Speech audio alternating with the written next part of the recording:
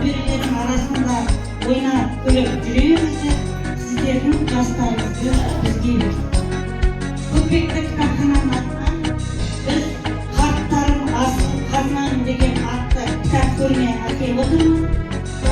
Сіздерге қарап келешек балалар өседі, қарай салт дәстүр ұрпаққа арналып бізге жаңадан көптеген кітаптар келіп жатыр.